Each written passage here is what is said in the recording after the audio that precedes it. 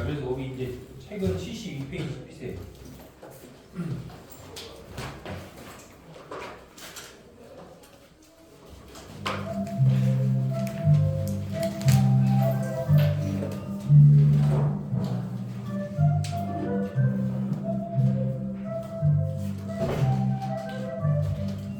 그래서 이제 오늘은 그 제목이 여기 있는 이제 기압하고 바람 이 두 개만 하면 되거든.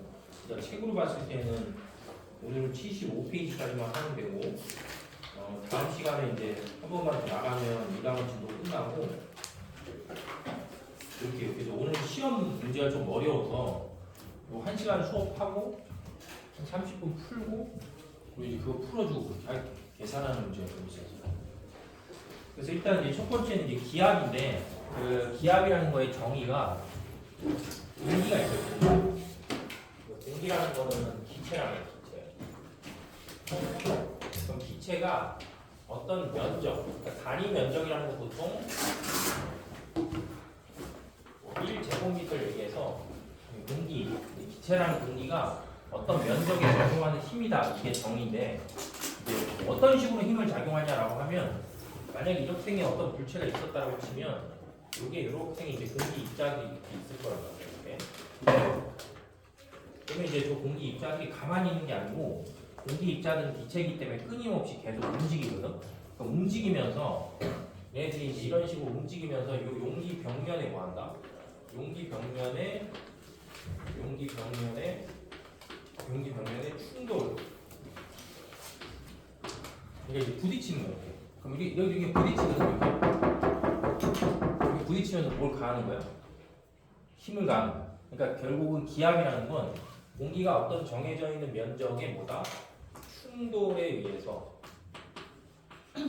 뭘 가하는 거냐면 힘을 가하는 걸 보통 우리가 뭐라고 하냐면 이제 기압이다, 이제 이렇게 표현을 해. 그렇기 때문에 공기의 양이 많으면 그만큼 충돌을 많이 하니까 가하는 힘이 뭐한다? 세지는 거고, 공기의 양이 뭐하면 공기의 양이 적어지면 그만큼 충돌하는 횟수가 줄어드니까 힘은 뭐한다? 힘은 준다, 이렇게 생각합니다. 그래서 예를 들면 여기 보시면 이게 높이에 따라서 뭘 표현하는 거냐면, 높이에 따라서 이제 그 기압을 표현하는 거거든요. 그러니까 여기 써 있는 걸 봤을 때는 낮은 쪽에 있을 때는 기압이 높고, 높은 쪽으로 갈수록 기압이 점점 뭐한다? 감소한단 말이에요. 그럼 이유가 뭐냐면, 보통 우리가 살고 있는 지구에는 뭐가 있기 때문에? 중력이라는 힘이 있기 때문에 우리가 서 있는 지표면 가까운 쪽에 공기의 양이 뭐야? 공기의 양이 많아. 그렇죠? 그럼 우리가 서 있는 지표면 가까운 쪽에 공기의 양이 많다는 건, 그러면 그만큼 공기가 많으면 뭐한다? 충돌에 의해서 가하는 힘이 뭐한다? 가하는 힘이 커지기 때문에 여기 보는 것처럼 낮은 쪽에 있을 때는 공기의 양이 많으니까 기압이 뭐하고? 기압이 높은 거고, 높은 쪽으로 가면 갈수록 공기의 양이 적어지니까 기압은 뭐한다? 기압은 준다. 뭐 이렇게 생각하시면 돼요. 알겠죠? 친구야, 이것 때문에 잘 안 보여? 약간 이렇게 힘들까? 응? 괜찮아. 그래서 어쨌든 보통 우리가 이제 기압이라고 하면 어떤 공기, 기체라는 공기가 있었을 때 그 기체라는 공기가 어떤 부분에 모함으로 인해서 부딪힘으로 인해서 뭘 가한다? 힘을 가한다. 이런 식으로 생각을 하시면 돼요. 그리고 이제 두 번째는 기압의 방향성이 있는데, 기압의 방향성이라는 건 만약에 이게 내가 혹시 이렇게 빨대 꽂아서 그 제티 같은 걸 이렇게 쭉쭉쭉 빨아먹는 그 음료수 같은 것도 있잖아. 내가 그 안에 있는 내용물을 이렇게 다 빨면 팩이 요렇게 사방으로 뭐야? 사방으로 다 찌그러진단 말이야. 그럼 결국 팩이 찌그러진다는 얘기는 기압은 이쪽으로 작용하고 이쪽으로 작용하고 뭐 이쪽 방향만 작용하는 게 아니고, 여기서도 뭐가 작용하고 기압이 작용하고, 이쪽에서도 기압이 작용하고, 이쪽에서도 작용하고, 이쪽에서도. 그러니까 이제 기압의 방향성이 뭐예요? 라고 하면 기압의 방향성은 그냥 사방으로 다 작용한다, 이렇게 생각합니다.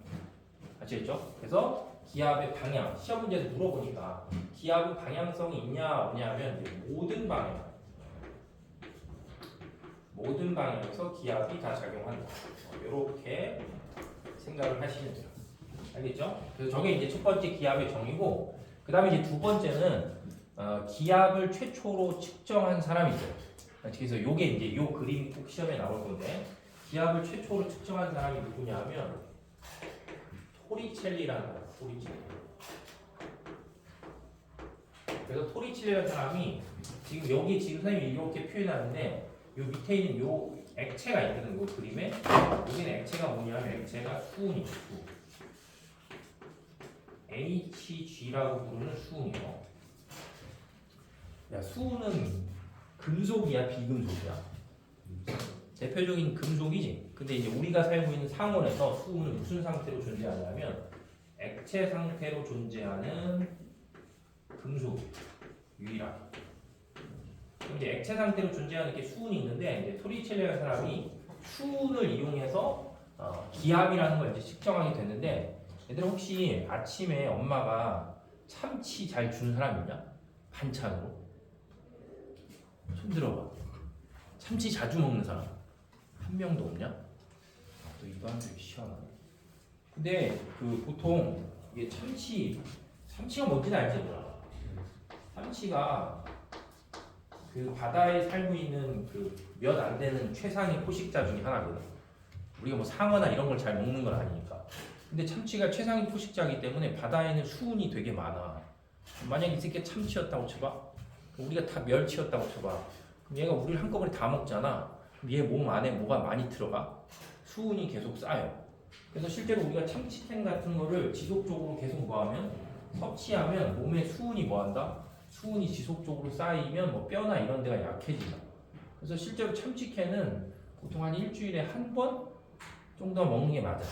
그 이상 먹으면 몸에 쌓이고 일주일에 한 번 정도씩만 먹으면 그 정도의 양은 몸에서 이렇게 배출이 된다. 그러니까 참치캔 말고 또 그냥 그 생참치도 있잖아. 참치 횟집에서 주는 거. 그럼 걔는 우리가 먹는 참치는 조그만 애들 다져놓은 건데 횟집에서 파는 건 되게 큰 애들이거든. 그러니까 걔는 몸에 수은이 뭐야? 더 많아. 그래서 걔는 보통 한 달에 한 번 정도만 먹어야 돼. 이 얘기 왜 하냐면 이 토리첼리가 있었던 요 당시에는 토리첼리가 수은이 위험한지 몰랐기 때문에 저거 막 이렇게 만지고 막 이렇게 몸에 바르고 막 이랬거든. 옛날 사람들이. 그래서 수은 중독 걸려서 죽었어요. 그래서 되게 몸에 위험한 중금속, 중금속. 몸에 쌓이면 양이 많아서 쌓이면 배출이 안 되는 이제 물질. 그래서 어쨌든 되게 위험한 물질인데 토리첼리가 저렇게 이제 위험한 물질을 이용해서 뭘 측정했냐면 이제 기압이라는 걸 측정을 했어. 그래서 반드시 시험 문제는 이제 저 기압 측정과 관련해서 이제 한 문제 정도 나오는데 일단 이제 실험은 어떻게 하냐면 이 그림상에서 보면 이렇게 생긴 이제 유리관이 있는데 유리관을 일단 수은 안에다 쑥 집어넣어요. 그럼 유리관을 수은 안에다 쑥 집어넣으면 수은이 유리관 안으로 가득 뭐 하겠어? 가득 찰 거 아니야. 상상이 되냐 얘들아? 안 되냐? 그러니까 이 그림상에 봤을 때 요 유리관을 여기 안에다 이렇게 완전히 집어넣어. 안에다 이렇게 완전히 집어넣으면 요 유리관 안으로 수은이 가득 들어갈 텐데 그렇게 가득 들어가면 그걸 다시 뭐 하는 거야? 이렇게 뒤집어서 거꾸로 세운다. 그럼 원래는 수은이 어디까지 들어가 있었냐면 요 끝까지 차 있다가 수은이 쭉 뭐 한다?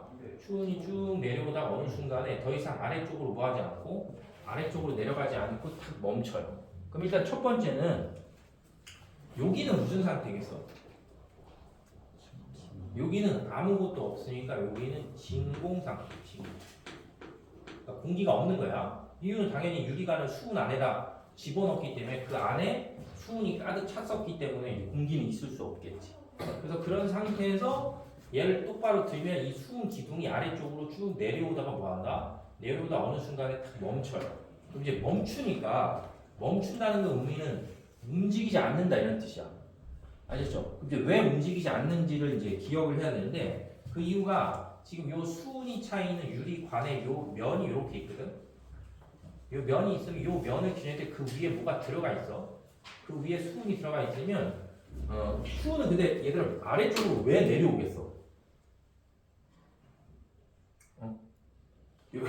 여기 이렇게 끝까지 차 있던 수은이 밑으로 왜 내려오겠어 이렇게 쭉? 너무 질문이 어렵냐? 중력이야 중력. 그치? 수은이 무게가 있기 때문에 요 차 있는 요 수은을 지구가 뭐야?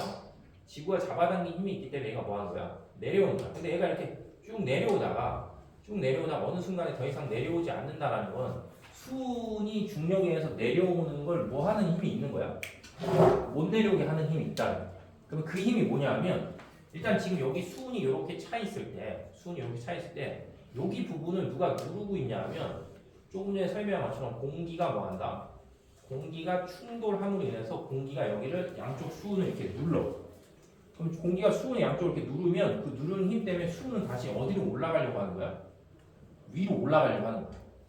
이해돼요? 그러니까 여기에서 수은을 공기가 누르니까 그 누르는 힘 때문에 수은은 유리관 위로 이렇게 뭐 한다?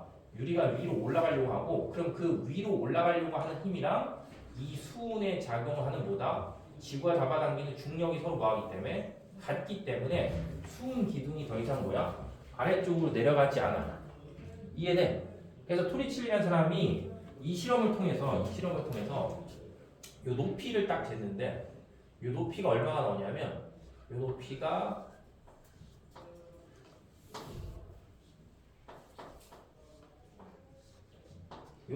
76cm가 나왔어요. 그러니까 수은으로 쟀을 때 높이가 76cm고, 그럼 그 수은의 76cm에 해당하는 게 뭐랑 똑같은 거야? 그 수은의 76cm에 해당하는 게 뭐랑 똑같은 거야? 공기가 누르는 힘이랑 똑같은 거야. 그러니까 여기서 공기가 뭐 하는 거야? 보라색으로 이렇게 누르고 있었을 때, 요 유리관 안에 뭐가 차 있을 때, 수은이 차 있을 때 수은이 아래로 내려오려고 하는 그 힘이랑 공기가 뭐 하는 거? 공기가 이제 누르는 힘이 서로 뭐 하기 때문에 똑같기 때문에 저 수은 기둥의 높이는 76cm다 이렇게. 되겠어요? 그래서 우리는 지금부터 1기압이라는 표현을 쓸 텐데, 1기압이라는 표현을 쓰면 그 1기압이라는 게 수은으로 치면 얼마가 나오냐면 76cm Hg 이렇게 써요. 그러니까 뒤에 붙어있는 Hg는 뭐다? 수은이란 뜻이고, 수은 기둥으로 봤을 때 76cm가 나오면 그걸 얼마로 한다? 그걸 1기압이다 이렇게 표현하는 거야. 그러니까 이게 기압의 단위야. 기압에 나타내는 단위. 알았죠? 다시 해볼게. 1기압을 정하기를 어떻게 정했냐면 이렇게 측정했을 때 수은 기둥으로 쟀을 때 수은 기둥이 몇 cm가 되면 76cm의 수은 기둥이 되면 그걸 얼마로 표현하냐면 그걸 1기압이다. 그래서 보통 어디 기준이냐면 바닷가 기준이에요. 그렇지? 해수면을 기준했을 때 수은 기둥 할 때 76cm가 나오면 그게 얼마냐면 자 1기압. 그러면 만약에 내가 저렇게 생긴 장치를 들고 저 장치가 처음에 여기 있었단 말이에요. 여기. 자 여기 있었을 때 자 요 수은 기둥을 했을 때 요게 76cm다 이렇게 했을 때 저걸 들고 높은 데로 올라가면 어떻게 되는 거야? 높은 데로 올라가면 76cm보다 높아져 낮아져? 낮아지는 거야. 그렇지? 기압이 올라가면 기압이 뭐 하기 때문에 올라가면 기압이 떨어지면 요 힘이 뭐 하니까? 요 힘이 주니까 요 힘이 더 세지니까 이게 아래쪽으로 뭐야? 내려와서 다시 어느 순간 또 멈추겠지. 그래서 거꾸로 위로 뭐 하면 위로 올라가서 내가 수은 기둥의 높이를 재면 그 높이는 76cm보다는 뭐한다? 더 작아진다. 이렇게 생각하면 돼요. 그래서 이제 토리칠레라는 사람이 지금 설명한 뭘 이용해서 수은이라는 걸 이용해서 공기가 누르는 힘이랑 수은의 무게에 의해서 나타난 압력이 서로 뭐하다? 같은 걸 이제 찾아내서 저게 이제 최초로 기압을 측정한 방식이에요.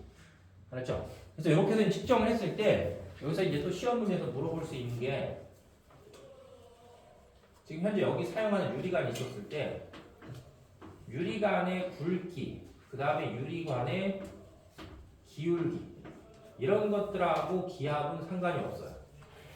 알았지? 그러니까 이걸 가는 걸 사용하거나 굵은 걸 사용하는 거 어떤 걸 써거나 아니면 유리관을 똑바로 세우거나 기울여 놓거나 해도 항상 같은 지점에 있으면 높이는 항상 무조건 76cm밖에 안 나와.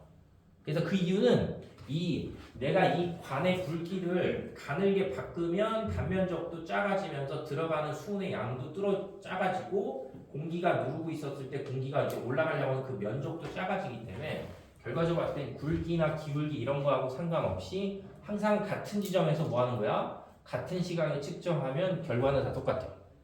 그렇지? 그래서 시험 문제에서 꼭 하나 물어보는 게 이렇게 해서 수은 기둥을 이용해서 측정했을 때 내가 굵기를 바꾸던가 아니면 수은을 이렇게 똑바로 놓은 게 아니고 얘를 이렇게 기울여 놓는다고 해도 결과는 뭐하다?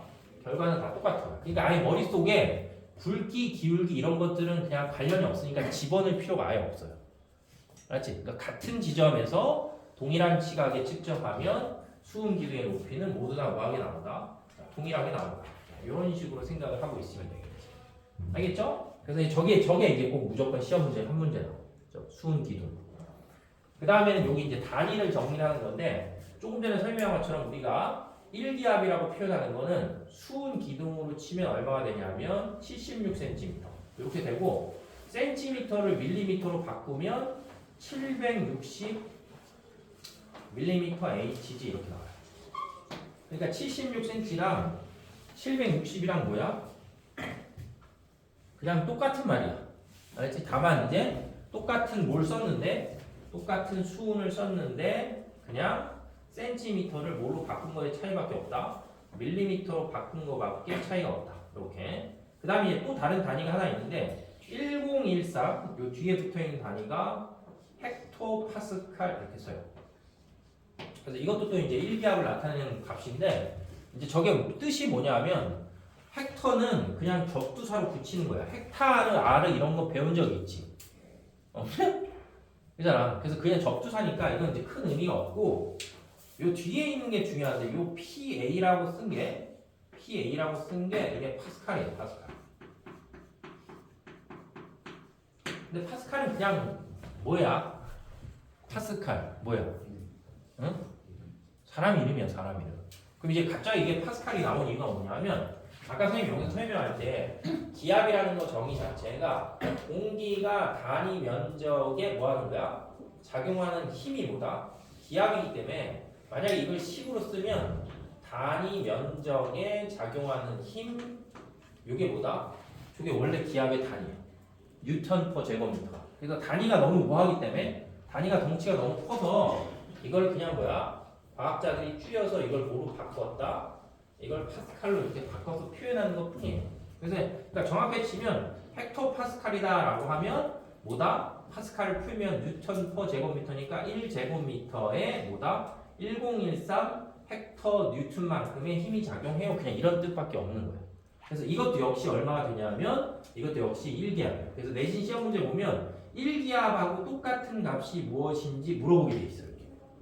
그죠? 자, 그 다음에 이제 또 두 개가 더 있는데 여기는 이제 뭐가 되냐면 10m에 뭐가 되냐면 H2O가 돼요. 그러니까 만약에 내가 이 실험 장치를 뭘로 바꾸면 물로 바꿔서 실험하잖아. 그럼 물로 바꿔서 실험하면 물 기둥으로 생각해보면 물 기둥의 높이 여기가 물로 바꿔서 생각하면 물 기둥으로 치면 10m 높이에 해당하는 게 얼마가 되냐면 1기압이다 이렇게 생각하면 돼.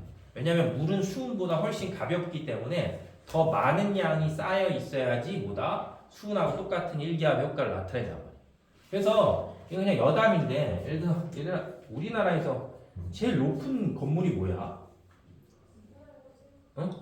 우리나라 제일 높은 건물 롯데타워잖아. 그지? 그럼 롯데타워를 상상해봐. 롯데타워가 있는데 이건 그냥 상상해보는 거야. 여기 밑에 음료수를 하나 이렇게 떠놓고 여기다 이렇게 빨대를 이렇게 설치한 다음에 상상하지. 또 이상한 생각하면 안 돼. 힘이 졸라 센 사람이 있었다고 쳐. 알았지? 가정이야. 알았지? 힘이 상상을 초월하는 엄청 센 사람이 있었을 때 여기서 음료수를 빨면 이 음료수가 저 위로 올라가 안 올라가?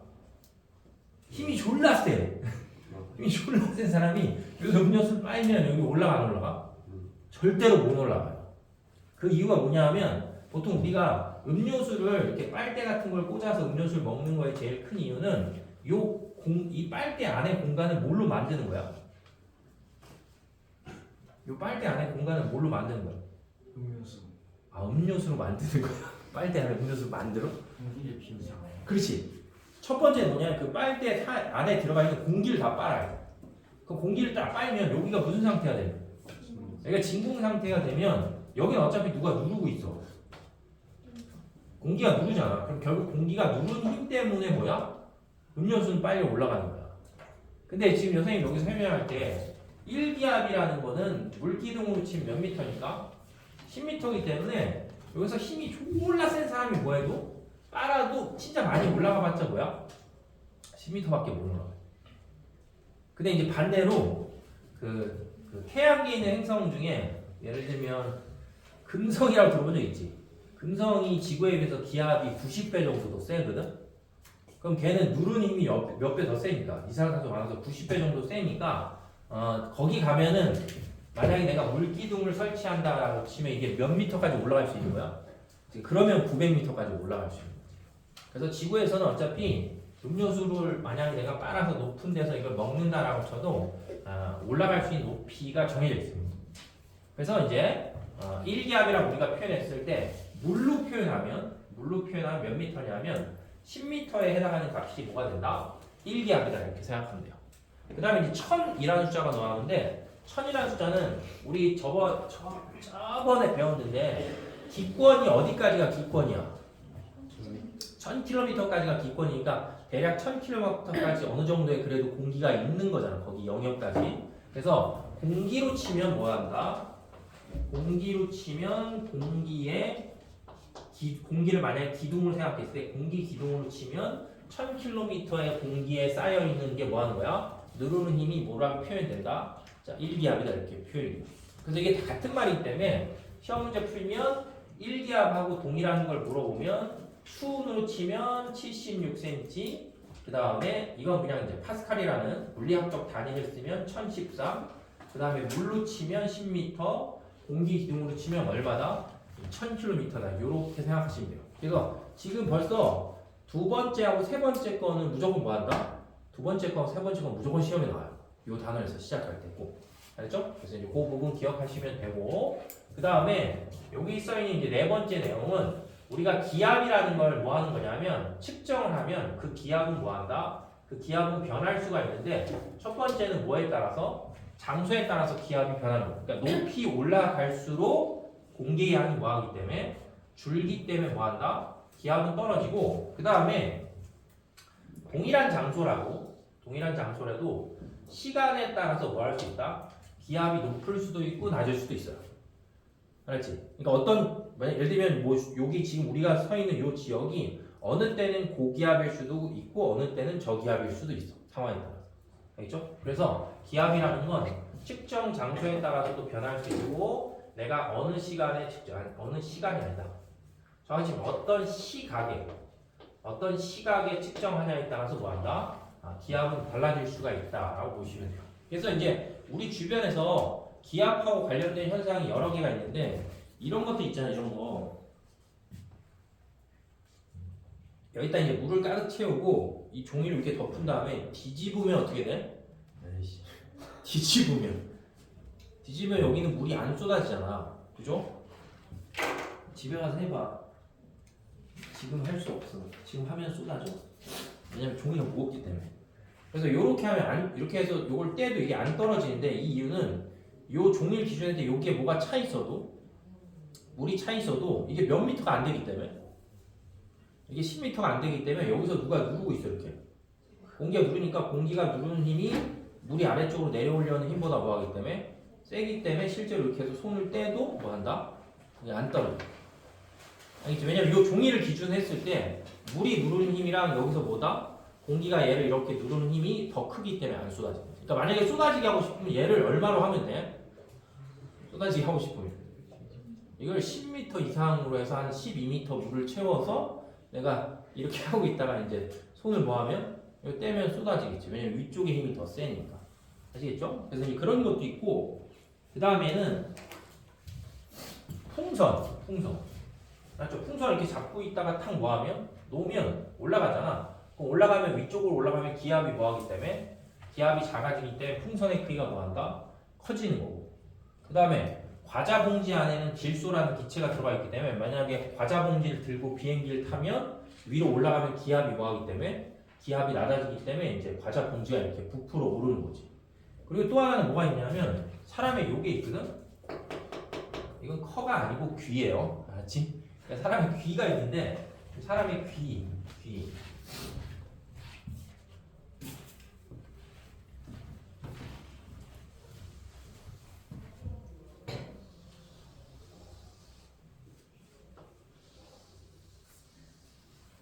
이게 사람의 귀거든. 그래서 이게 귓바퀴고 여기 이제 웨이도고. 그래서 한참 들어가면 뭐가 있어? 너네 다 사람이잖아. 들어가면 공항이겠죠. 너네 혹시 귀에 벌레 들어가 본 적 있냐? 선생님이 니네들에 비해서 진짜 옛날 사람이거든. 너네들하고 나하고 31년인가 차이 나거든. 그래서 이제 선생님이 예전에 어렸을 때 살 때 우리 집 이렇게 마당 있는 집이어서 벌레가 그렇게 많아가지고 너네 혹시 돈벌레라고 아냐? 발 되게 많이 닳는 거? 그래서 그게 한 번은 귀로 들어간 적이 있어. 돈벌레도 들어간 적 있고 바퀴벌레, 개미 이런 게 들어간 적이 있거든. 그래서 이렇게 귀로 들어가면 들어가 본 적이 없잖아. 근데 만약에 실제로 들어가면 이 귀에서 얘네들이 이렇게 걷어다니는 소리가 졸라 커. 이게 되게 이렇게 쿵쾅쿵쾅쿵쾅 이런 느낌이야. 근데 니네도 혹시 캠핑 가거나 그랬을 때 귀로 그런 애들이 들어가면 절대 하지 말아야 될 게 빛을 이렇게 비추면 안 돼. 알겠죠? 특히 돈벌레 같은 애나 바퀴벌레 같은 애들은 뭘 되게 싫어해. 빛을 되게 싫어하기 때문에 빛을 비추면 어떻게 된다? 더 들어가 안으로. 그래서 계속 파고 들어가는 거야 이렇게. 그래서 죽을 수도 있어. 그러니까 제일 좋은 거는 빛을 비추는 게 아니고 만약에 귀에 뭐가 들어갔어. 그럼 귀에다가 물을 이렇게 조금씩 떨어뜨리면 여기에 물이 들어갈 거 아니야. 그럼 걔네들이 그것 때문에 바깥으로 다시 나와요. 알겠지? 이게 들어온 얘기는 아니고 생활의 지혜야. 근데 이제 중요한 건 이렇게 사람의 귀에 뭐가 있다? 사람의 고막이 있어. 고막. 알겠죠? 얇은 막이야. 북처럼 생각하시면 돼요. 그래서 얇은 막이어서 이 고막이 평상시에는 바깥에서 뭐 하는 거다?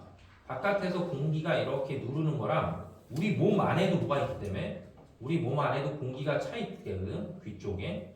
그래서 요 두 가지 힘이 서로 뭐 하기 때문에 똑같기 때문에 우리는 뭘 못 느낀다? 기압을 못 느끼고 있고 고막은 그냥 이렇게 똑바로 서 있는 거야.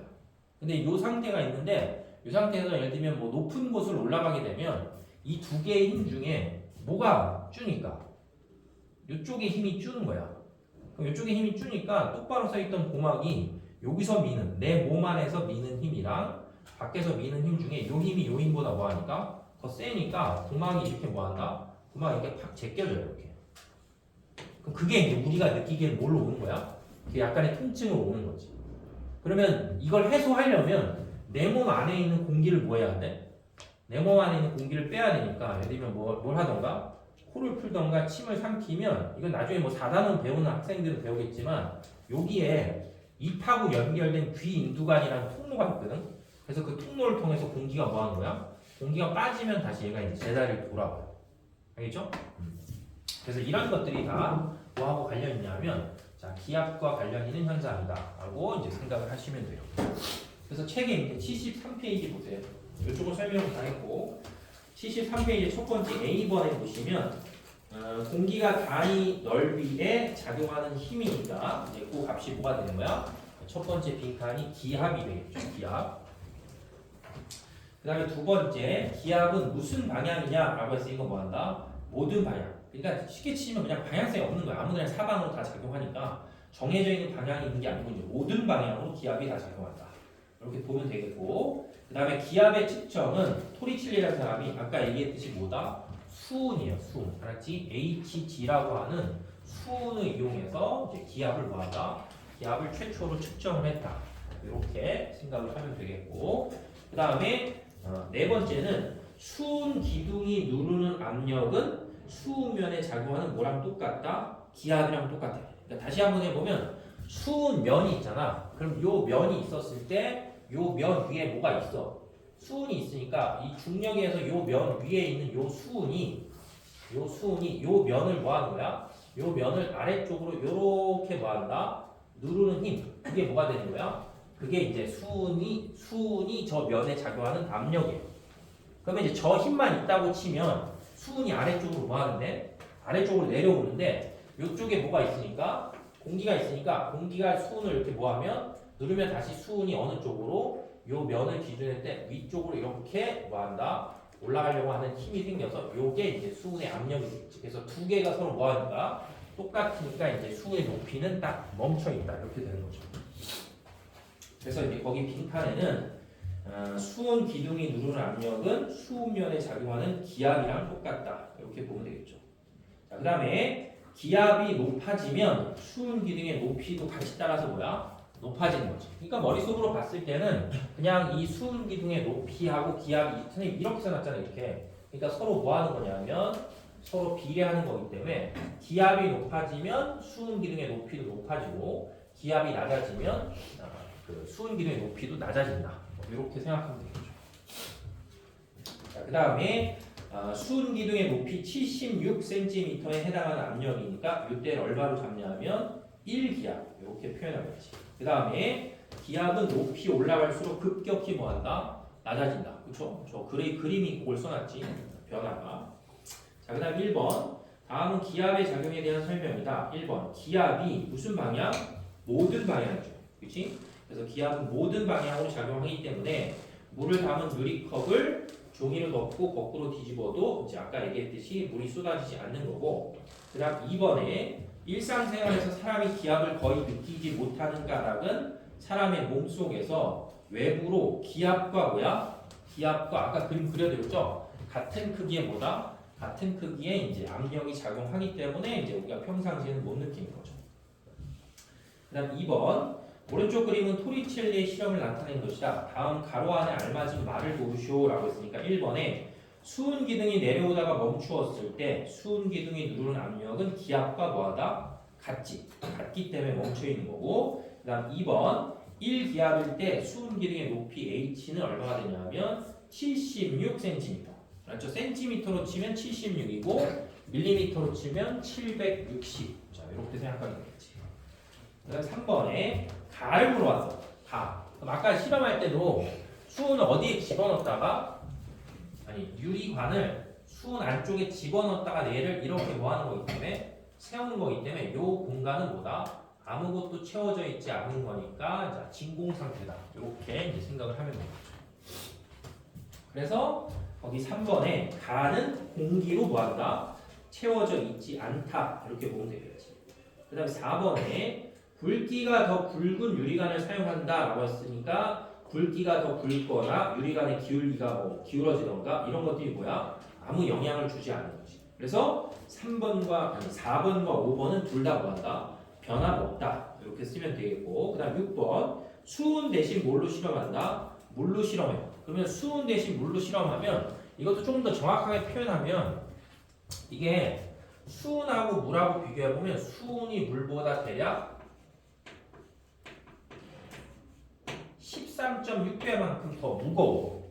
알았죠? 그러니까 수은이 더 무겁기 때문에 물은 수은에 비해서 상대적으로 뭐하다? 가볍기 때문에 이제 만약에 물로 일기압을 만들고 싶으면 기둥의 높이가 뭐 해야 돼? 기둥의 높이가 더 높아져야 된다. 이렇게 생각하면 되겠지. 이해하나? 자, 됐죠? 그래서 이제 수은 기둥의 높이보다 뭐하다? 높다. 이렇게 해야 되겠지. 그 다음에 3번. 자, 다음은 1기압의 크기를 나타낸 것이다. 가로 안에 알맞은 값을 쓰셔야 되니까 첫 번째 기압 얼마다? 76이 되겠고, 그 다음에 니은은 760이 되겠고, 디귿은 얼마가 되냐면 1013. 알겠죠? 1013 헥토파스칼. 그래서 요게 이제 다시 1기압이다. 이렇게 이제 보시면 되겠고, 그 다음에 이제 물기둥으로 치면 얼마다? 리을이 10m다. 이렇게 생각하면 되겠죠. 그 다음에 4번. 지표면과 높은 산 정상에서의 공기의 양, 그 다음에 공기의 밀도, 그 다음에 기압, 그 다음에 수은 기둥의 높이를 뭐하다? 비교하시오. 그럼 1번에 공기의 양은 당연히 지표면하고 산 정상 중에 공기의 양은 당연히 어디가 더 많다? 이쪽이 더 많겠지. 그죠? 그러니까 여기가 공기가 더 많이 쌓여 있고 올라갈수록 공기의 양은 줄어든다. 이렇게 생각하면 되겠죠. 그러니까 공기의 양 첫 번째 1번은 이제 부등호로 표시하니까 지표면이 산 정상보다 뭐다? 더 크다. 이렇게 생각하면 되고, 그 다음 2번은 이제 공기의 밀도인데, 공기의 밀도도 역시 그냥 뭐라고 생각하면 되냐? 공기의 양으로 생각하시면 돼요. 똑같이. 그러니까 지표면이 산 정상보다 뭐 하냐면 더 크다. 라고 하면 되고, 그러니까 기압도 어디가 높고, 지표면이 더 높고, 수은 기둥의 높이도 어디가 더 높다? 자, 지표면이 더 높다. 이렇게 이제 다 생각하면 되겠지. 그래서 다 지표면 쪽에 있는 값이 다 크다. 라고 생각하면 되겠죠. 그 다음 5번 자, 기압에 대한 설명이라고 했을 때 첫 번째 1번 공기가 단위 넓이에 작용하는 힘을 기압 또는 뭐다? 대기압. 자, 맞는 표현이 되겠고, 그 다음 2번 기압은 아래 방향으로만 작용하는 게 아니고 모든 방향으로 기압은 다 작용을 하고, 그 다음 3번에 지표면에서 높이 올라갈수록 기압은 뭐한다? 낮아진다. 높아지는 게 아니니까 틀렸고, 그 다음 4번 기압은 측정하는 시간과 장소에 따라서 뭐한다? 달라진다. 이렇게 이제 보시면 되겠죠. 근데 시간보다는 시각이라는 표현이 더 나을 것 같아요. 됐어요. 자, 그 다음에 이제 다음으로 넘어가세요. 74페이지. 그래서 74페이지 이제 바람을 배우는 건데, 오늘 하는 바람이 잘 되면 이제 다음 시간에 마지막 단원 기단하고 전선 이거 나올 때도 다 이게 연결돼 있는 거니까 이제 그까지 다 관련이 좀 있다라고 생각하시면 돼요. 그래서 이제 먼저 바람을 하려면 바람이 이제 두 개가 있거든요. 하나는 바람이고 또 하나는 기류예요.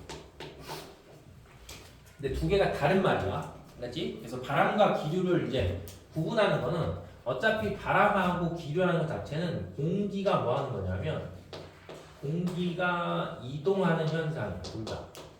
근데 공기가 이동하는 현상인데 일단 바람은 여기 지금 우리가 서 있는 뭐가 있었을 때 우리가 서 있는 지표면이 있었을 때 지표면하고 나란하게 공기가 움직이는 걸 보통 우리는 바람이라 이렇게 불러요. 알았지? 우리가 서 있는 지표면하고 나란하게 움직이는 뭐다? 공기의 흐름을 바람이다 라고 부르고 그 다음에 기류는 뭐가 되냐면 우리가 서 있는 지표면을 기준할 때 공기가 어떻게 움직이는 거냐면 수직으로 움직이는 것들을 보통 기류다 이렇게 불러요. 두 개가 다른 거예요. 알았지? 둘 다 공기가 이동하는 건 맞긴 한데 보통 우리는 바람을 표현하는 건 우리가 서 있는 지표면과 나란하게 공기가 움직이면 그게 바람이고 그 다음에 기류는 수직으로 움직이는 게 이제 기류다 이렇게 보면 돼요. 그래서 지금 선생님 여기 이제 화살표 이렇게 표현했다는 거는 바람이 지금 이렇게 뭐 하는 거야? 바람이 이렇게 불어온다 이런 뜻이야. 그럼 여기 이제 방위 표시를 하면 여기가 동이고 여기가 서 이렇게 표시할 수 있거든? 그럼 지금 현재 봤을 때 저 방위 표시를 기준하면 지금 바람이 이렇게 불어오는 거잖아. 알았죠? 그럼 바람이 이렇게 불어오는 거니까 무슨 풍 하면 돼? 무슨 풍? 아, 니네 이런 거 모르냐? 바람이 여기서 이렇게 불어오는 거잖아. 이렇게 불어서 이리로 가는 거잖아. 그럼 무슨 풍? 서풍이야, 서풍. 바람은 항상 뭐 기준이냐면 바람은 불어오는 쪽 기준으로 바람의 방향성을 우리가 표현해. 알겠죠? 그럼 바람이 지금 이렇게 불어오기 때문에 서쪽에서 어느 쪽으로? 동쪽으로 불어가는 거잖아. 그래서 풍향이라는 건 불어오는 쪽 기준으로 하니까 뭐가 되냐면 서풍 이렇게 표현해요. 자 그럼 이제 조금 이따 할 거 해볼게. 만약에 여기 했을 때 만약에 해풍이라고 하면 무슨 뜻이야? 불어오는 쪽 기준으로 생각하니까 해풍이면 뭐야? 바다에서. 그렇지? 불어오는 쪽 기준이니까 해풍이라고 하면 바다에서 어딜 향해서? 육지를 향해서 이렇게 불어오는 게 뭐다? 이렇게 불어오는 게 해풍이고 그 다음에 반대로 육풍이라고 하면 어느 쪽에서? 육지에서 바다로 이렇게 불어가는 게 뭐가 된다? 육풍이다 이렇게 되죠. 자, 그 다음에 다시 이제 이쪽으로 조금 이따 해보겠지만 지금 여름에 이게 이제 우리나라거든. 우리나라니까 우리나라 있는 쪽은 대륙이고 유라시아 대륙이니까 대륙이 있고 그 다음에 이쪽은 뭐다? 이쪽은 이제 태평양이라는 바다가 있겠죠. 그래서 우리나라 여름에는 바람이 이렇게 불어 이렇게. 그렇죠? 이렇게. 그럼 봐봐. 지금 풍향으로 생각하면 무슨 풍이야 이게? 여기 방위 표시가 있으니까. 이게 무슨 풍이냐고. 아, 모르겠냐? 알 것 같아요. 알 것 같아? 그러니까 이렇게 분다고 이렇게. 그렇지? 이렇게 분인 거니까 여름에 부는 요거는 이제 뭐가 되냐면 요거는 남동풍이에요. 남동. 만약에 누군가가 너네들한테 설명하는데 동남풍 이렇게 부르잖아. 그럼 그 새끼는 북한에서 온 거야. 알았죠? 우리는 항상 북남을 기준으로 잡는데 북한은 동서를 기준으로 잡아. 이상한 나라여서. 우리는 다른 나라잖아. 유튜브에 올리면 북한 잡혀갈 수 있겠다. 어쨌든 남동풍이야. 그러니까 동남풍이 아니야. 그러면 이제 이 보라색은 그럼 무슨 풍이다? 보라색 이렇게 부는 거잖아. 이렇게. 그럼 어디서 불어오는 거야? 북서쪽에서 불어와서 어디로 가는 거다? 남동쪽으로 가니까 얘는 북서풍이죠. 북서. 그래서 항상 바람은 풍향이라는 개념이 있는데 풍향이라는 개념은 어느 거 기준이냐면 바람이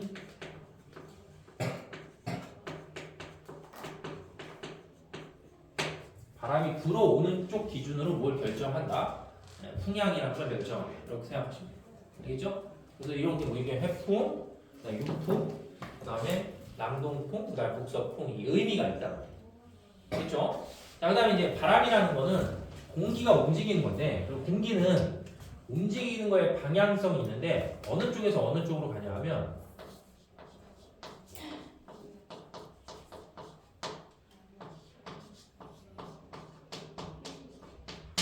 항상 이렇게 가요.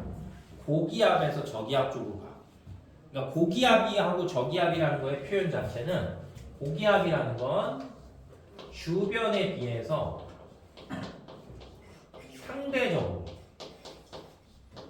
상대적으로 봤을 때 공기의 양이 많은 거니까 공기의 밀도가 높으면, 맞죠? 주변하고 비교할 때 상대적으로 공기의 밀도가 높으면 혹은 공기의 양이 많으면 그게 고기압이에요. 그러면 저기압은 반대말이기 때문에 뭐다? 주변하고 비교해봤을 때 상대적으로 공기의 뭐다? 공기의 밀도가 뭐한 거다? 공기의 밀도가 작은 거다. 그러니까 단순하게 생각하면 어차피 공기도 그냥 확산하다고 생각하면 양이 뭐한 쪽에서 양이 많은 쪽에서 양이 뭐한다? 적은 쪽으로 그냥 불어간다 이렇게 생각하는 거지. 그래서 이쪽이 뭐가 되냐면 공기가 많은 쪽이 고기압이고 그 다음에 공기가 적은 쪽이 뭐가 된다? 저기압이기 때문에 선생님 좀 전에 말처럼 풍량은 불어오는 쪽 기준으로 이렇게 뭐 서풍 이렇게 표현한다고 쳤을 때 바람은 항상 이 풍량이 생길 때 그 방향성이 고기압, 저기압 이런 개념이 생겨야 돼. 그러면 다시 여기를 보면 지금 해풍이 이렇게 부는 거잖아. 해풍이. 그죠? 해풍이 이렇게 불면 여기가 뭐가 되는 거야? 여기가 고기압이 되고 여기가 뭐가 된다? 여기가 저기압이 된다. 그래야지 이렇게 바람이 뭐 하는 거야? 불어가는 거고 그 다음에 육풍이니까 육풍은 다시 어디? 육지 쪽이 고기압이고 그 다음에 뭐다? 바다 쪽이 저기압이 된다. 이렇게.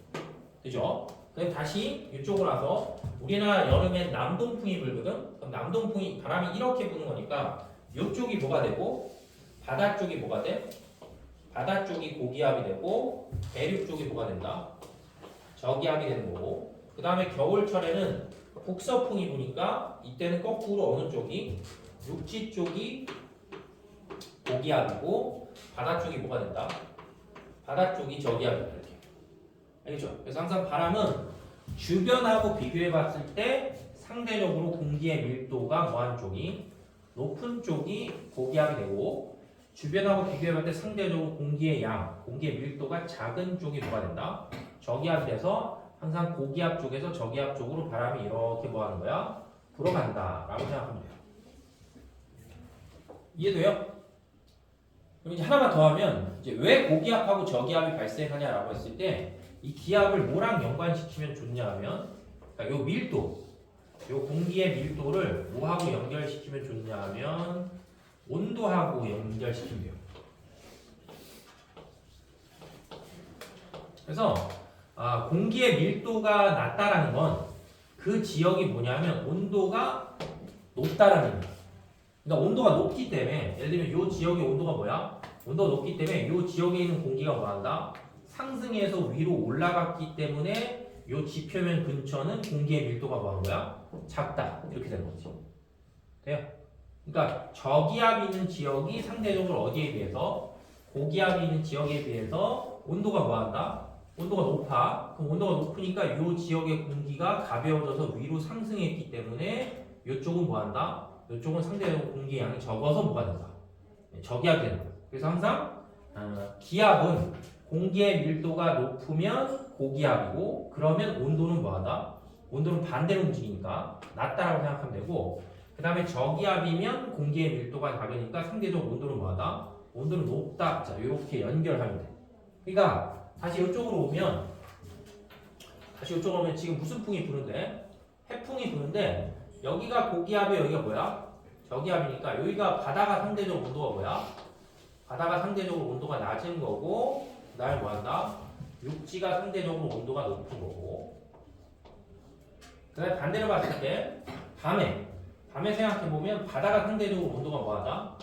상대적으로 온도가 높고 그 다음에 육지가 상대적으로 온도가 뭐하다? 온도가 낮다 이렇게 계속 연결시켜서 생각하고 자 다시 이쪽으로 오면 자 여름에 이렇게 뭐가 부는 거야 이렇게 바람이 부니까 이 바다 쪽이 뭐하는 거다? 바다 쪽이 상대적으로 온도가 뭐하고 낮고 대륙 쪽의 온도가 뭐하다 높은 거. 그 다음에 겨울철엔 바람이 이렇게 보니까 여기가 상대적으로 온도가 뭐하고 온도가 낮고 여기가 상대적으로 온도가 뭐하다 온도가 높다 이렇게. 그러니까 항상 머릿속으로 집어넣을 때 기압은 공기의 밀도 그 다음에 온도 이 세 개의 뭐다 이 세 개의 관계가 항상 머릿속에 이렇게 정확하게 잡혀 있어야지만 바람이 부는 걸 주의할 때뭐 고기압 저기압 이런 표현들을 뭐한다 자, 이해할 수 있다고 보시면 되죠. 자, 그 다음에는 이제 또 뭐가 있냐면 풍속이라는 게 있어요. 풍속. 그래서 풍속이라는 건 바람의 뭐다? 바람의 세기야. 바람의 세기. 바람이 얼마만큼 세게 부냐라는데 바람의 세기는 이 두 지점, 요 지점하고 요 지점이 있었을 때 두 지점의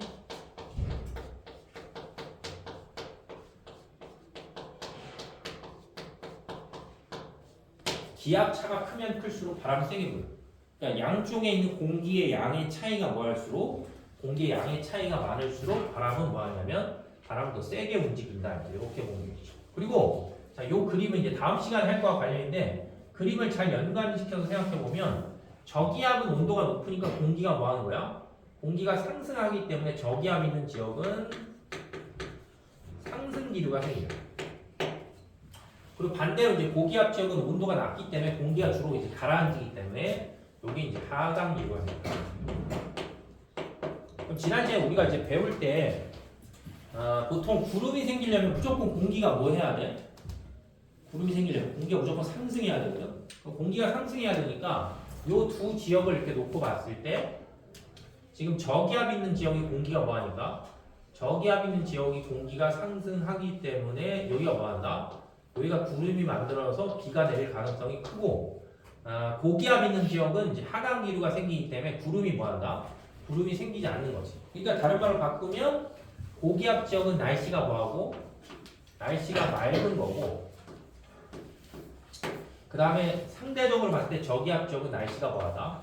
날씨가 흐리다 라고 해서 이제 이렇게 뭐한다? 이렇게 좀 이제 연관지어서 생각할 수 있는 거지. 아시겠죠? 그래서 이제 바람하고 기류가 좀 차이가 있고 풍향하고 풍속이라는 개념이 뭐냐? 이런 것도 좀 이제 구분하시면 되겠죠. 자, 그럼 이제 마지막으로 하나만 더 하면 되는데 이제 그게 뭐냐면 지금 봤을 때 일단은 이제 해류풍이라는 게 있어요. 해류풍. 그래서 해류풍이라는 건 해풍과 유풍을 합쳐서 부르는 게 해류풍인데 해류풍은 이제 하루를 주기로 바람의 방향이 바뀌는 게 이제 해류풍이에요. 그래서 해풍이다라고 부르면 여기 지금 뭐가 있으니까 해가 떠 있는 거잖아. 해가 떠 있다는 거의 의미는 뭐다? 낮이에요. 그래서 낮에 이제 뭐가 부는 거다? 낮에 바다에서 육지 쪽으로 해풍이 부는 거고 밤에는 육지에서 어느 쪽으로? 육지에서 바다 쪽으로 바람이 부는데 이게 이유가 있어요. 맞지? 이렇게 바람의 방향이 바뀌는 이유가 무엇 때문에 결정이 되냐면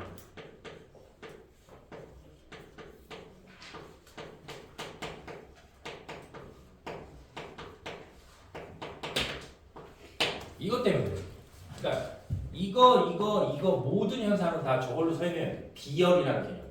알았지? 그래서 이게 비열이라는 거는 열이 아니다 이런 뜻이 아니고 정확한 의미로 보면 비열은 열 에너지를 뭐 하는 거냐면 비자는 비교한다 이런 뜻이야. 비교한다.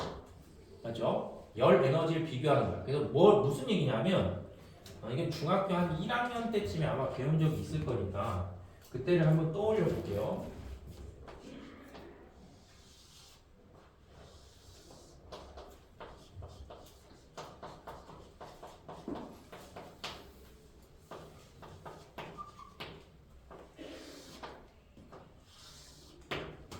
선생님이 그래프를 두 개 그렸는데 이렇게 그래프 두 개 그렸는데 하나는 뭐냐면 하나는 하얀 그래프는 식용유고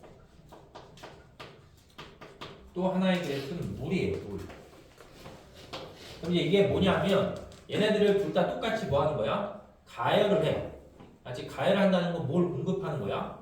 열 에너지를 공급하는 거야. 그러니까 열량을 주는 거야. 그럼 열량을 줄 때 식용유하고 물이 둘 다 이제 뭐가 올라가. 둘이 온도가 이렇게 올라가는데 누가 온도가 더 잘 올라가냐면 그림 사용할 때 식용유가 물보다 뭐한다? 온도가 더 잘 올라가요. 그지? 그래프가 그렇잖아. 그지? 그럼 이제 이랬을 때 이제 뭘 하는 거냐면 얘네 둘을 똑같이 처음 상태를 비교해 봤을 때 같은 온도를 올린다고 쳐요. 맞죠? 예를 들면 여기 이제 둘 다 똑같이 예를 들면 10도를 올린다고 쳐봐. 그럼 10도를 올린다고 쳤을 때 식용유는 요만큼 시간 동안만 뭐 하면 된다? 가열을 하면 되는 거야. 근데 물은 10도를 올리려고 하면 뭐 한다? 이만큼 시간 동안 뭐 해야 돼? 가열을 해야 된다는 거지. 그러니까 다른 말로 바꾸면 물이 식용유에 비해서 뭐가 되기 위해서는 같은 온도가 되기 위해서는 뭐 한다? 더 많은 열 에너지를 가해야 된다는 거야. 그러니까 비열이라는 건 원래 정확한 뜻이 뭐냐면 똑같은 온도를 만드는데 필요한 열 에너지를 뭐 하는 거야? 열 에너지를 비교해 본다는 거야. 그럼 물하고 식용유하고 비교해 봤을 때 똑같이 온도를 10도로 뭐 한다? 똑같이 온도를 10도로 만들었을 때 물이 식용유에 비해서 뭐야? 더 많은 에너지를 가해야지만 온도가 10도 올라간다는 거지. 그럼 반대로 생각해 보면 만약에 여기다 이렇게 선을 그어볼게. 이렇게 선을 그으면 물하고 식용유가 같은 열을 가하면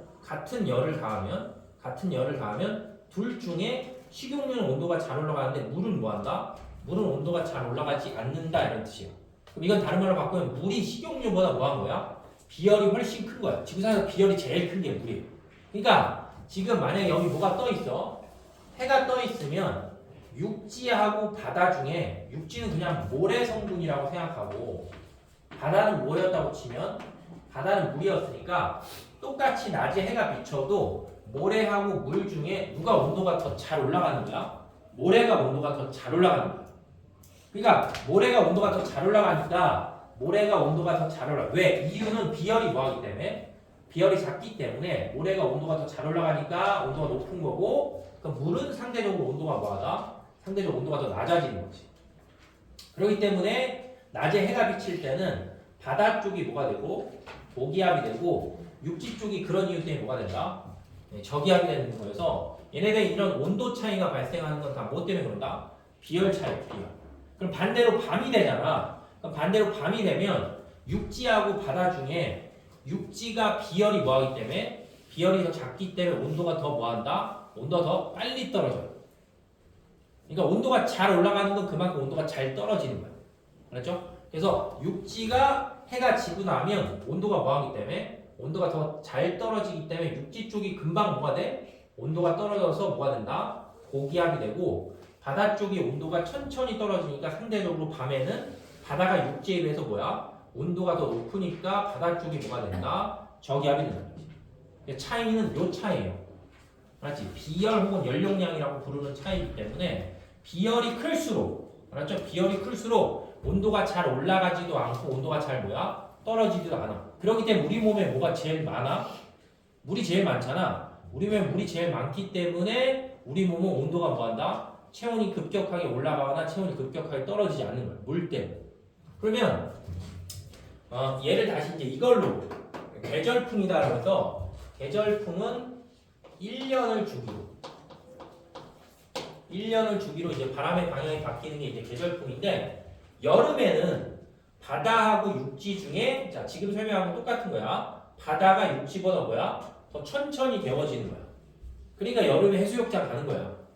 그잖아. 모래사장은 뜨거워도 바닷물은 그거보단 덜 뜨겁단 말이야. 그렇기 때문에 여름철에는 바다에 있는 쪽이 뭐다?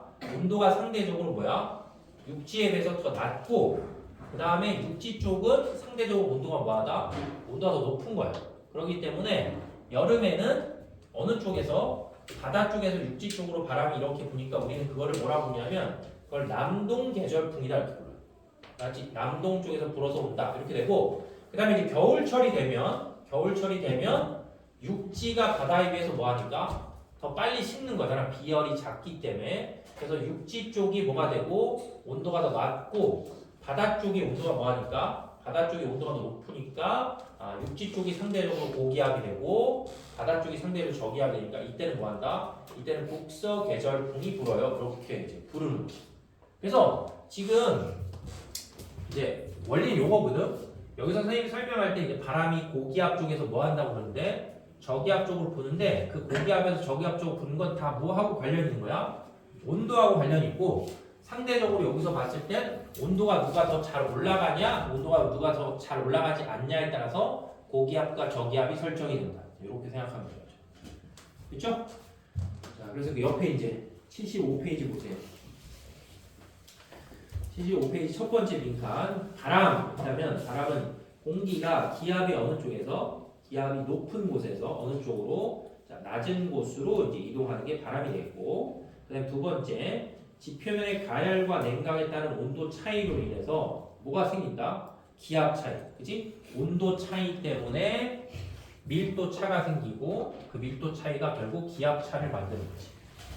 그래서 이제 기압 차이에서 발생하는 거고 그 다음에 해안에서 하루를 주기로 풍향이 바뀌는 바람이니까 뭐가 된다? 이거 두 개 합쳐서 뭐가 된다? 자, 해륙풍 이렇게 되겠죠. 그래서 낮에 바다에서 육지로 부는 바람이니까 뭐다? 해풍. 그냥 이렇게 생각하면 돼. 낮에 뭐가 떠 있으니까 낮에 해가 떠 있으니 그냥 해풍이 불어요 이렇게. 그렇죠? 그래서 해풍이고 그 다음에 밤에 육지에서 바다로 부는 바람은 뭐가 된다? 육풍이 되겠죠. 그 다음에 대륙과 해양 사이에서 1년을 주기로 풍향이 바뀌는 바람이니까 이거는 뭐다? 이거는 계절풍이에요. 계절. 1년 주기니까. 그래서 우리나라 여름철에 해양에서 대륙으로 부는 바람이니까 무슨 풍? 남동 계절풍. 이렇게. 그 다음에 겨울철에 우리나라에서 부는 바람은 어느 쪽에서? 북서쪽에서 오니까 북서계절풍. 이렇게 보시면 되겠죠. 그 다음 6번. 지표면이 가열되는 곳에서는 기압이 주변보다 뭐 하는 거야? 가열되면 온도가 높으니까 밀도가 떨어지니까 기압이 뭐 한다?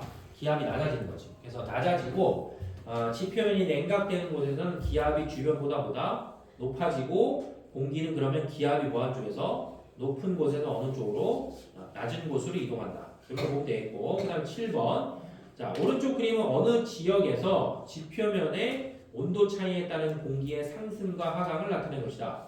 1번 A하고 B 중에 지표면이 가열된 곳 하니까 어디야? 가열된 곳이면 뭐한다? 상승 기류가 생겨야 돼요. 가열됐으니까. 그러니까 그림상에서 봤을 때 어디다? A 이렇게 보면 되겠고 그 다음에 A와 B 중에 지표면의 기압이 높은 곳이니까 기압이 높은 곳은 하강 기류니까 뭐다? B 이렇게 하면 되겠고 자 3번에 바람이 부는 방향이니까 어디에서? B에서 A다 이렇게 보면 되겠지. 그 다음에 8번 해륙풍과 계절풍은 육지와 바다의 가열과 냉각 차이로 발생하는 무슨 차? 기압 차지.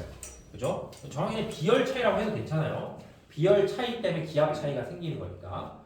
그래서 이제 거기 어쨌든 답은 기압 차다 이렇게 보면 되고. 그다음에 9번 오른쪽 그림은 해안 지역에서 하루를 주기로 풍향이 바뀌는 바람이다. 자, 근데 이제 이 문제를 풀 때 어디를 보시면 안 되냐면 상공을 보면 안 돼. 왜냐하면 바람이라는 건 지표면 근처에서 공기의 수평적 흐름이 바람이니까 지표면 근처를 보고 육풍인지 해풍이 찾는 거야. 알겠죠? 그래서 그 그림을 보면 그림이 칼라니까 낮 아니에요. 개수작이 알았지? 그래서 밑에 쪽을 보면 아래쪽이 뭐야? 이렇게 간단 말이야. 되겠니? 위에를 보면 안 되고 지표면 근처를 보세요. 그럼 아래쪽으로 보니까 무슨 풍이 분다 지금? 지금 육풍이 불고 있는 거지. 육풍. 그래서 1번에 바람의 방향은 어디에서? 육풍이니까 육지에서 바다가 되겠고 그 다음 바람의 이름은 육풍이고 그 다음 바람이 부는 때는 언제다? 밤이죠. 육풍이니까 그 다음에 기온은 어디가 더 높다? 바다 쪽이 되죠? 그 다음에 기압은 어느 쪽이? 육지 쪽이 더 높다. 이렇게 보면 되겠고 그 다음에 10번 그리고 우리나라 부근에서 1년을 주기로 풍향이 바뀌는 바람이다. 가하고 나에서 부는 계절풍의 이름을 각각 쓰시오라 했으니까 가가 뭐가 되는 거야? 이거니까 뭐다? 남동 계절풍 되겠죠. 그 다음에 나는 뭐가 된다? 나는 북서 계절풍. 그 다음 2번 A하고 B 중에 기압이 더 높은 곳 C하고 D 중에 기압이 더 높은 곳이니까 여름철에는 여기가 뭐가 되니까 여기가 상대적으로 온도가 더 낮으니까 뭐다? 고기압. 그러니까 그림상에 봤을 때 뭐가 된다? B가 고기압이 되는 거고 그 다음에 이제 겨울철에는 여기가 뭐기 때문에 여기가 고기압이니까 뭐다? C가 상대적으로 기압이 높다. 이렇게 보면 되겠죠. 그다음 마지막 3번에 가와 나의 계절을 쓰시오라고 했으니까 가는 무슨 철? 가는 여름철이 되겠고 나는 뭐가 된다? 나는 겨울철이다. 자, 이렇게 정리하시면 되겠죠. 됐죠? 그래서 여기까지 하고 이제 숙제는 76페이지부터 81페이지까지 숙제하시면 되고 이제 다음 시간에 이제 날씨의 변화 하나만 더 하면 이 단원 전체 내용은 이제 다 끝나요. 그리고 이제 그 다음에 이제 한 주 남으니까 한 주 남았을 때는 이제 시험 대비를 해야 되니까 모의고사를 좀 하고 그 다음에 책도 우리 아직 단원 평가 이런 것들 안 푼 데 있거든. 그래서 그거 하고 모든 책이 다 시험 대비 교재도 있어. 그래서 이제 그것도 다시 이제 풀어야 되기 때문에 일단은 다음 주까지 진도 나가고 한 주 남으니까 그때 할 거고 그 다음에 이제 물론 니네는 원치 않겠지만 이제 원하는 학생들은 그 시험 보기 전주 한 주에 월요일 그러니까 월, 수, 금이나 아니면 화, 목 이 학원이 스케줄이 있을 거 아니야. 그래서 뭐 자기가 월, 수, 금의 지트 수업이면은 뭐 화목에 와서 뭐 시험을 한번 보던가 아니면 화목 수업이면은 월, 수, 금에 와서 시험을 보던가 해서 보충을 한 번씩 좀 했으면 해요. 물론 직정부강은 없는 거예요. 그건 당연히 하는 건데 그거 하기 전에 한 주 정도 왜냐면 이제 시험 대비 교재도 니네 풀고 지금 뭐 숙제도 지금 했는지 안 했는지 잘 모르니까 그것도 체크해야 되고 또 질문하고 싶은 사람도 있을 수 있으니까 이제 그런 거 하려고 해서 다음 주 이제 수업 끝나고 좀 스케줄을 이렇게 좀 정할 테니까 왜? 완동인데 시험 안 봐요. 그래? 네. 와 되게 안 좋겠다. 그잖아.